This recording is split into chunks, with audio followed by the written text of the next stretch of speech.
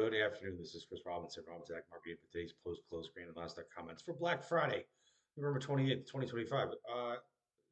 Shortened day, 12 o'clock close, last business day of the month. So if you were looking to recover, today was your last chance to recover whatever happened in this month.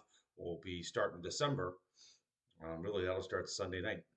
So that's the next thing we have to look forward to. Will we see money flow changes? Will we see more or less people want to get involved in this market? But December 1st is Monday.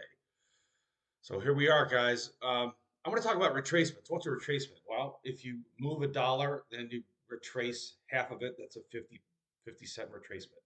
If you move a dollar and you retrace 25%, it's a 25% retracement. That's really all it is.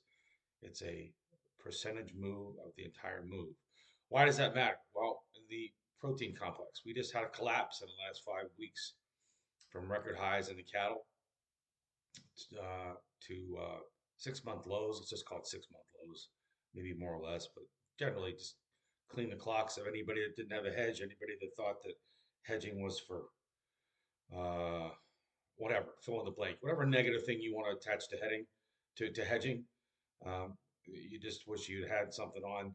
And again, I understand that nobody knows what the highs are. I understand that marketing is difficult. I understand that a lot of people try and play money morning quarterback and say, see, woulda, coulda, shoulda done this. I don't do that in my program. So I'm not going to spend a lot of time talking about it right now, but I don't. What we try and do is manage risk. We try and adjust our hedges when the math makes sense.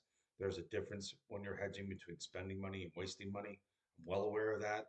I've been in the business for 32 years. I've been working with farmers and producers for 16 years. Anything you may think about hedging, I've heard it 18 different ways. So it is nice to have a hedge when you have a big correction on. And why do you need a hedge? Well, if you're a farmer or producer, you're always bet one way. You're bet long. So there's only one thing that can hurt you, and that's lower prices until you sell your product. That's why we hedge. We hedge because we don't know. Now, if you know, or if you're, I know guys, a couple of my friends over the years, one of my friends came out here with $300 and left with $300 million. So he was just a great uh, trader, a great, that had that gambling instinct. Really, there's no other way to describe it. The rest of us struggle with the limitations that we have. And I can tell you this: the guys that take $300 and turn it into $300 million, they don't talk to farmers. They don't talk to anybody. Um, so, if you can find somebody like that, God bless you. If you are that person, God bless you. The rest of us have to hedge. So, in a long story short, we had a correction in the fat cattle. We broke $40. We had a correction in the feeder cattle. We broke $80. We had a correction in the lean hogs. We broke $14, and we given back anywhere from 60 to 60, some cases 80% of the rally that we had, which started 10 months ago. And then in the last 3 days, what's happened? Well, there's nobody left to sell. We've bounced. We've now bounced over 25% in all these contracts. The lean hogs have bounced back 38%. And the retracements that we like to look at, or I like to look at, are 25, 38, 62. And the question is, are we going to continue to go higher? It's possible. Now all the technical traders are out there are looking back. There are a bunch of gaps on the chart that they are dreaming about filling. That's going to be where we're going to be fighting through the rest of the month. So we had a great 10-month rally. We had a horrendous 5 week sell-off. Now we're retracing back. And the key to managing those retracements is if you have hedges on, you've got to manage the value of them while they're happening. In my letter, which I write every day, goes out every morning. And on the weekend, I spend 4 hours and I go through big longer term charts where we look at longer term trends. I talk about adjusting those hedges.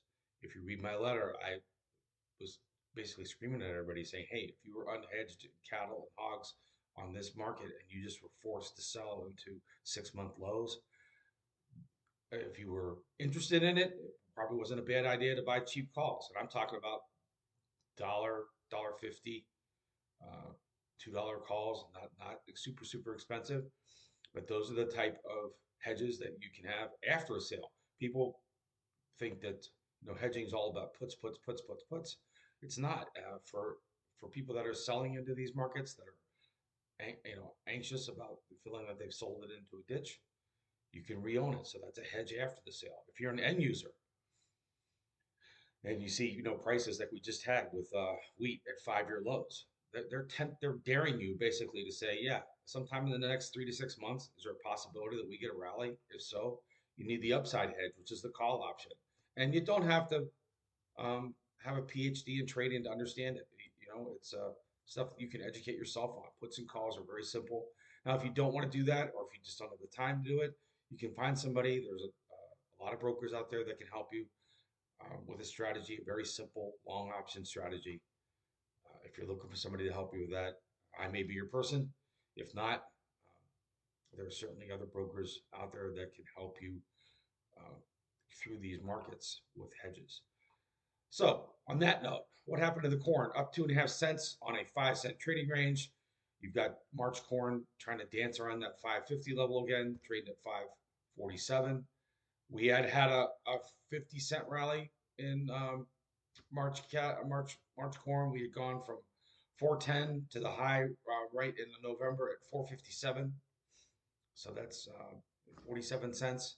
The break that we had last week was just about half of it we gave back. And that's another thing that we look at. When these markets have big moves and they have 50% retracements, sometimes we bounce. March is bounced. Now, are we going to go back and retest 457? I don't know. Hopefully we do. Uh, Hopefully corn can break out of this range and we can talk about higher prices. In the beans, January beans, similar action. We've had a tremendous rally from October 1st, $1.56, $1.57 from the October 1st low when we were trading at, let's see where we're at. Yeah, we were at 10.12 and a half. The high on the 18th of November, which is just a couple weeks ago, right? 11.69 and a half.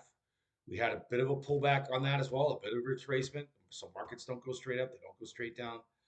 And the trend seems to have been where they're trying to turn the corner here and maybe get some more interest. We know that the funds are long, about 100,000 contracts of soybeans, which is not a lot, but it's better than having them short. They're short corn and they're short wheat. And we did get a correction. We're back to kind of dancing around this 25% correction, this 1130 level. That's a 25% correction of the rally from 1012 to 1169. So a lot of these robot trading platforms, a lot of these programs, a lot of these AI driven trading programs, they do trade around retracements, and you see that. Um, we've been at 1132 here for a number of times, and we're going to have to see what happens in December. Are we going to go back up and challenge 1170? I sure as heck hope so, because all my clients are farmers and producers.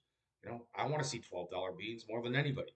But is there a possibility we see 1090 or 1070 or go back down to 1050? That's possible too. So since we don't know, we hedge. And that's all I have to say about that. If you look at March wheat, both in Chicago and KC, that was the red on the screen. Wheat's been struggling in comparison to corn. We did have a 50-60 cent rally, and we gave back a chunk here. This 538 and a half level is going to be key to watch for March wheat as well. So we've gotten into the time of the year where there's not a lot of fundamental news out there that we're watching, and we're trading these retracements. If you look at March wheat, the support there at 531, that was a 62% retracement of the last rally. What rally am I talking about? Well, we were at 5-year lows, contract lows in the middle of October. We traded around 507, 508. We rallied to 568. Call it a 55-cent rally. Then we gave back 62%. Now we're sitting where? Right in the middle, halfway back. So if you're bullish or you're bearish, you're equally correct at this point. What's going to happen in December? Nobody knows. Again, that's why we hedge. So we're getting into the technical stuff here now. If the type of information makes your eyes glaze over, or if you aren't familiar with it, I've been doing this for 3 decades. So of course, it's all I do. It's a situation where I do the homework for you. I can point stuff out for you. Now, the technicals are not foolproof. They are not the goose that laid the golden egg. They are not perfect. What they do is they give us targets to look at. So we do what? The biggest thing nobody wants to do, which is part of human nature, Nobody wants to make a decision. You have to make a decision when you're at contract close. You have to make a decision when we've rallied $1.50 in the soybeans in a month. And people hate to make decisions because they feel like they're making the wrong one. And what happens if I make the wrong decision? And so those are the problems that we deal with on a daily basis. Having somebody to keep track of all this information for you might help. Lord knows if you are uh, running a ranch, running a farm, and also taking care of your family, there's only so many hours in the day. I spend 3, 4 hours every day doing this stuff, so you don't have to do it. So on that note, this is Chris Robinson. Have a good weekend. We'll see what happens on Sunday night. Certainly nice to see recovery in the cattle and hog market, and also it's nice to see a little bit of a bid here in the beans. Beans are going to be leading the way no matter what. Comes down to the Chinese have bought a little bit less than 2 million metric tons of the 12 million metric tons that they promised us in the South Korean meeting. And then the other promise was that they would get back to their usual purchases from us, which is taking 20 to 25 million metric tons, which is 1/4 of our production. The major problem facing producers are two. Number one, you've got increasing competition from South America, where their soybeans are cheaper. You've got South America's ability to basically increase acres whenever they want. This year they've planted more acres. They do is just go down, go out there and mow down some more forest, and then boom, they've got more soybeans they're planting. The Chinese have spent hundreds of millions of dollars, if not billions of dollars, in the past 15 years, building up their infrastructure down their roads and working on the port facilities. And you go back, 15, 20 years ago, you used to see the pictures of the trucks filled with soybeans lined up for miles because they couldn't get. There was one tiny road and they couldn't get them to the docks on time, right? And there was delays and all that stuff. So they've tried to streamline that, and their idea was they didn't want to be beholden to the U.S. for soybeans. It's a geopolitical thing, so that's not going to go away tomorrow. Even these beans that they bought from us are way more expensive than the beans that are coming out of South America. The stuff that just came out of the PNW here, these last few cargoes, way more expensive than what's coming out of Brazil. And how much longer is that going to go? Right? These kind of felt like courtesy purchases to me, political purchases, and so we got our work cut out for us. The good thing is we've had a good rally. You've got new crop soybeans trading at back to 1128, 1130 area. We started out, a month and a half ago. We were worried about having a 9 handle in new crop soybeans. You've got these new crops corn trading at 470. Um, if you look back to this year, our high trade on the board this year in February was 479 and 3/4. Is that going to be our high for next year's production as well? We went from 479 and 1/4 to 392. We had the 87 cent sell off, and we did claw back a chunk of it, but certainly not as much as a lot of guys want. We couldn't get through 460, 470, which is where we started the year. So to look at these 26 corn, sitting there at 470, hopefully we don't have a repeat of last year where this is December. We made our high in February last year. I hope, am I going to sit here and say that's going to happen again this year? I have no idea, but I do want to be on top of it. And so it's time to start looking at 2026 prices and hedges.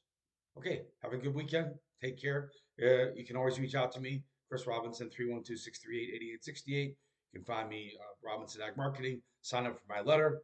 If you like it, keep it. If you don't, shut it off. No harm, no foul.